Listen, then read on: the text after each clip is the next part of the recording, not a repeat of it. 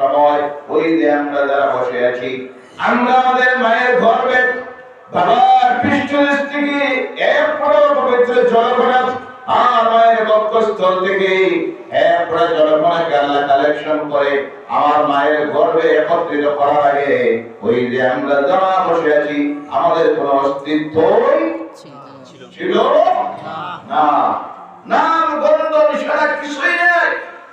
এরপরে আসলাম মায়ের গর্ভে মুর্দার একটা মানুষ। আল্লাহ রাব্বুল আলামিন এই মায়ের গর্ভের মধ্যে আমাদেরকে রাখলেন। যখন আমাদের বডির ভিতরে হুশ এসে গেল, রূহ এসে গেল, খাবারের প্রয়োজন হলো, সেখানে আল্লাহ খাবার দিতে গিয়ে দেখেন আল্লাহর কুদরতে কি একমত। আল্লাহ খাবারটা দিতে গিয়ে আমাদের এই মুখ দিয়ে খাবার দেয় নাই, খাবারটা দিল নাভি দিয়া।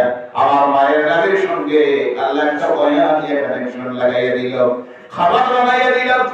দুনিয়া খাবার নয়, মায়ের মাসিক রোগ আল্লাহ বন্ধ করে দিল। আর ওই মাসিক রোগের অপবিত্র রক্তটাকে সেই পাইপ লাইনের মাধ্যমে আল্লাহ আমাদের বডির মধ্যে দিয়ে আমাদেরকে দিন দ্বারা হলো। প্রশ্ন আসতে পারে সেই সময় এই পাইপটাকে আল্লাহ মুখে দিয়ে কেন লাগাইল না? না লাগানোর কারণ হলো মানুষের এই বডিটাকে তৈরি করতে গিয়ে আল্লাহ ফেরেশতারা গুলো বডি তৈরি করলো, কিন্তু আল্লাহ বলে আমার ফেরেশতারে আমার এই বান্দার আদমের চেহারাটা তোমরা বানাইও না, আমি আমার কুদরতের হাত দিয়ে বানাবো। তার কারণ হলো এই চেহারাটা এই মুখটা আমি আল্লাহ তৈরি করে দিয়েছি আমার নাম নেওয়ার জন্য। সুবহানাল্লাহ। আমি আল্লাহ চাই না এই মুখ দিয়ে নাপাক রক্ত ঢুকো, কিন্তু আফসোস লাগে এই জমিনে আসার পর একটাবার চিন্তা করি না এই মুখ দিয়ে মদের বোতল ঢুকায় আছে না নাই? আছে। কথা বলবেন আছে না নাই? হিরোইন আছে না নাই? তিরুগুলা নাই নাকি? আছে। গাঞ্জা, নেশা, ট্যাবলেট, নাউজুবিল্লাহ বলবেন না? নাউজুবিল্লাহ। বড় দুঃখ লাগে, আফসোস লাগে, সোশ্যাল মিডিয়া বললেই দেখা যায় অন্য যারা তো আছে, এক শ্রেণীর মিডিয়া বেশিরভাগ আছে যারা সবসময় চিন্তায় থাকে আমরা কোন জায়গায় বসতেছি, কোথায় পেশাব করতেছি, দেখার লাগে আছে না নাই? তাদেরকে দেখার সুযোগটা তো দিতেছি আমরা, কথা ঠিক না? আমি যদি না করি তারা তো লেখা সমালোচনা করা সুযোগ পাবে না। দেখা যায় এর সঙ্গে সোশ্যাল মিডিয়ায় যেমনি আপনি খুললেন, খোলার পর দেখা যায় গতকাল ধরা পড়েছে 2 কোটি টাকার হিরোইন সহ কারা ধরা পড়ছে, নাম কিছু বোঝা জানি না। না জি কোরআন লাগে না, বোঝা যায় 40 লক্ষ টাকার গাঞ্জা সহ ধরা পড়েছে। নাউজুবিল্লাহ বলেন না? এরপরে ভিন্ন ধরনের যুবতী নিয়ে পলায়ন করেছে, পুলিশ খুঁজে পাইতেছে না, আছে না নাই? জি কথা বলবেন তাড়াতাড়ি, আছে না নাই?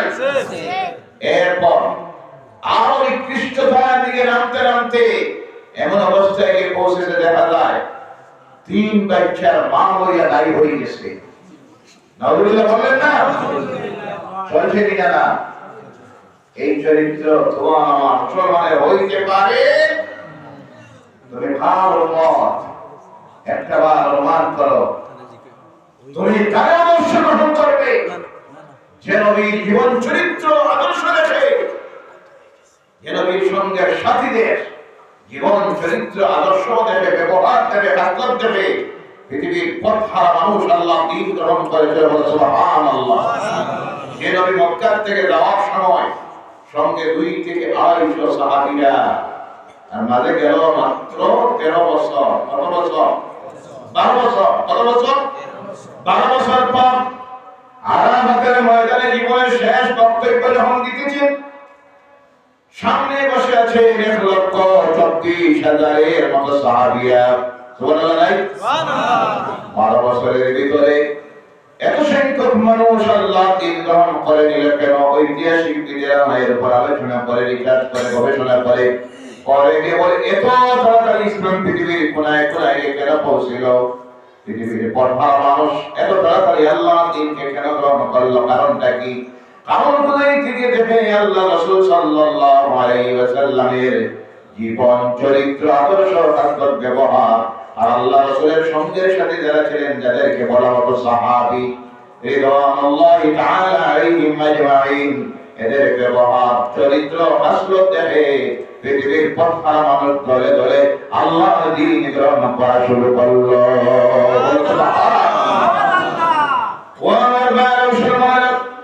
আল্লাহ রাসূলের সামনে মসজিদে নববীতে একজন যুদ্ধবন্দীকে বেঁধে রাখা হয়েছে। আল্লাহ রাসূল বললেন তাকে এখানে বেঁধে রাখো, প্রতিটা নির্দিষ্ট টাইমে তার ভালো খাবার দিও, পেশাব পায়খানা যখন প্রয়োজন হয় হাতের বাঁধনটা খুলে দিও। আল্লাহ রাসূল যখন মসজিদে এসে ফজরের নামাজের ইমামতি করেন, নামাজ পড়ান, যাওয়ার সময় তারা জিজ্ঞাসা করেন, ও যুদ্ধবন্দী বলো তো তোমার সঙ্গে কি ব্যবহার করা যায়? সে দুইটা উত্তরে দিল, তুমি আল্লাহর নবী মুহাম্মদ আমি জানি, তুমি চাইলে আমাকে হত্যা করতে পারো আর চাইলে আমার হাতের বাঁধন করে তুমি আমাকে মুক্ত করে দিতে পারো। একদিন গেল, দ্বিতীয় দিন আল্লাহ রাসূল ফজরের নামাজের পর একই প্রশ্ন করেন, সে সেই উত্তর আবার দিল। তৃতীয় দিন আল্লাহ রাসূল ফজরের নামাজের পর সেই যুদ্ধবন্দীকে বললেন, ও যুদ্ধবন্দী বলো তো কি ব্যবহার করা যায় তোমার সঙ্গে? কি উত্তর দিল, আপনি চাইলে আমাকে হত্যা করতে পারেন আর চাইলে আমাকে মুক্ত করে দিতে পারেন। আল্লাহ রাসূল বললেন, আমার সাহাবীরা এর হাতের বাঁধনটা খুলে দাও। হাতের বাঁধন খুলে দেওয়া হয়েছে। বুখারী শরীফের মধ্যে আসতেছে, গল্প কাহিনী নয়, মসজিদ থেকে বাইরে হয়ে রওনা করেছে। সামনে গিয়ে দেখা যায় একটা খেজুরের বাগান, ছোট্ট একটা কুয়া, কুয়ার কিনারার মধ্যে গিয়ে একটা খেজুরের গাছের মধ্যে হেলান দিয়ে বসে আর চিন্তা করে, আরে কার দরবার থেকে আমি চলে যাইতেছি, 3 দিন 3 রাত্রি থাকলাম এই মসজিদে, এই মুহাম্মদের যে ব্যবহার দেখলাম, মাসলত দেখলাম, আদর্শ দেখলাম, কথাবার্তা দেখলাম, আর ওনার সঙ্গের সাথীদের যে ব্যবহারটা দেখলাম, দুনিয়ার কোথাও গেলে সেটা পাবো না। ওযু করেছে, গোসল করেছে, 3 দিন থাকিয়ে ওযু করা শিখে নিয়েছে। বলে সুবহানাল্লাহ। নিজে নিজে গোসল করেছে, ওযু করে আবার মসজিদের নববীর দিকে রওনা করেছে। দরজার সামনে যখন এসেছে, সাহাবীরা বলেন, ও আল্লাহর হাবিব, এই লোকটার মনে হয় নিয়ত ভালো নয়। সিঁড়ি দিকে লোকটা, সিঁড়ি দিকে দোয়া করে, দোয়া করলে কি না না, দুইটা একলোকেশ করে। দেখুন একটা হইল সিন্নি আর না হয় সামান্য সময় দিন, 1/2 ঘন্টা। বিদেশি মেহমানদের যত সময় মামলা পেটের ফুটায়, এখন মাত্র দরদ লাগলো 11টা, একটু সময় বন্ধ করো, রাত করবেন না, নামাজ হবেন না, একটু সময়। আপনারা কিছু সময় চাই আলোচনা হোক না সিন্নি হোক, সবাই বলেন না, কিছু যদি দেখেন যে আমরা পাইলাম যেটা লাগে আইলো কি আপনি বাধা দিনা।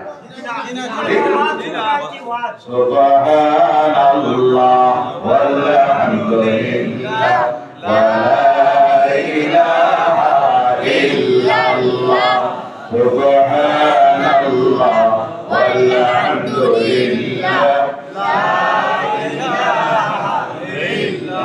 লা ইলাহা ইল্লাল্লাহ মুহাম্মাদুর রাসূলুল্লাহ সাল্লাল্লাহু আলাইহি ওয়াসাল্লাম। মসজিদের দরজায় যখন হাজির হয়েছে, সাহাবায়ে কেরামরা বলেন, ইয়া রাসূলুল্লাহ সাল্লাল্লাহু আলাইহি সাল্লাম, এই মানুষটার হাত পা মনে হয় ভালো হয়, 3 দিন আপনি তাকে মসজিদের মধ্যে বেঁধে রেখেছিলেন, মনে হয় এর প্রতিশোধ নেওয়ার জন্য ফিরে এসেছে। আল্লাহ রাসূল মসজিদে বসে আছেন, বলেন আসার রাস্তা ক্লিয়ার করে দাও। সাহাবায়ে কেরাম সরে গেছেন। আল্লাহর বান্দা আল্লাহ রাসূলের সামনে গিয়ে হাজির হয় আর গিয়ে বলে, ও আল্লাহর নবী মুহাম্মদ রাসূলুল্লাহ সাল্লাল্লাহু আলাইহি সাল্লাম, আমি ওখান থেকে চলে গিয়ে ভুল করেছিলাম, আমি ফিরে এসেছি আপনার দরবারে, আপনি দেরি করবেন না, আপনার নূরানি হাতের উপরে আমার হাতটা রাখাই আমারে পড়াইয়া দেন, লা ইলাহা ইল্লাল্লাহু মুহাম্মাদুর রাসূলুল্লাহ সাল্লাল্লাহু আলাইহি ওয়াসাল্লাম। আল্লাহ রাসূল বলেন, ও আল্লাহর বান্দা, সে বলল আজকে 3 দিন 3 রাত্রি আমি মসজিদে ছিলাম, আপনাদের ব্যবহার কথাবার্তা চালচলন দেখে আমি বুঝতে পেরেছি আপনি আল্লাহর নবী ছাড়া কিছুই নন। এর কারণে পৃথিবীর কথা মানুষ আল্লাহ দ্বীন ইসলাম গ্রহণ করেছিল। আর আজকে পৃথিবীর মানুষ যখন আমাদের দিকে তাকায়, তাদের কাছে বার্তা পৌঁছতেছে মুসলমান এরা যারা চুরি করে, মুসলমান এরা যারা ডাকাতি করে, মুসলমান এরা যারা মদ খায়, মুসলমান এরা যারা নেশার ব্যবসা করে, মুসলমান এরা যারা সুদ খায়, ঘুষ খায়, কথা ঠিক না? আমার এলাকার পাসপোর্ট অফিস আছে, পাসপোর্ট অফিসে দেখলাম এত সুন্দর সিস্টেম বানাইছে, তারা উপরে ফ্লোরে অফিসার যারা বসে কাজ করে, তারা কোনো রেকর্ডে অসুবিধা দেখা দিল তখন আপনি একটা কাজ ঠিক করেন, আপনি নিচে যান, গেলে কোনো ব্যবস্থা হইতে পারে। নিচে আবার পরে দেখা যায় এতটুকু নাম্বার ধাড়িওয়ালা, এতটুকু নাম্বার ধাড়ি, আমাদের চাপ আছে কপালে বসে আছে, হয়েছে আপনার কি? আমার প্রবলেম এই রেকর্ডে সেই রেকর্ডে পাসপোর্টটা চিন্তা করবা না, একটা ব্যবস্থা হইব, খরচ একটু কিছু দিলে দিতে লাগবে, খরচ একটু দিতে লাগবে 5,000 কয় হাজার? দেখেন কারে দিছে এই ডিউটি, কারে দিছে? মুসলমানকে। কারে দিছে? মুসলমানকে। তারা বুঝতেছে এখন এই ঘুষ টুস নেওয়ার লাগে দায়িত্ব ডিউটি হলো এরা, নাউজুবিল্লাহ বলেন।